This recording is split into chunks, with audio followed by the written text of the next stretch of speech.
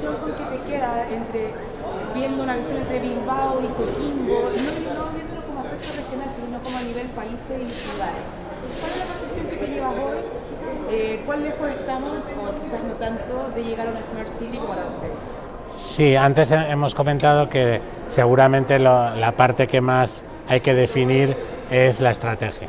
En un momento dado, y sobre todo con la experiencia de Bilbao, poner a todos los actores que intervienen juntos y diseñar una estrategia conjunta que nos permita visualizar el futuro de la ciudad. Si eso se hace, yo creo que las cosas pueden ir bien, porque como se ha dicho hay muchas potencialidades. Está el turismo, está el puerto, los espacios naturales, lo que han dicho, que una conjunción muy grande de cosas que si se pone todo junto y se hace un buen cóctel, yo creo que se podrían conseguir cosas, ¿no?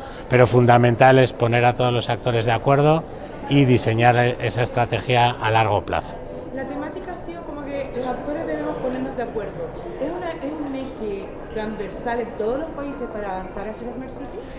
Sí, porque al final la ciudad y los entornos urbanos, como ha quedado claro, engloban un montón de cosas, ¿no? Decisiones que en un momento dado, lo que hemos dicho, restringir el tráfico, vas a tener protestas, con lo cual es necesario poner a todo el mundo de acuerdo, pero con un objetivo final, que es, si se explica bien, es decir, mira, vamos a ir hacia este modelo de ciudad que a todos nos va a beneficiar, entonces ese yo creo que es la clave.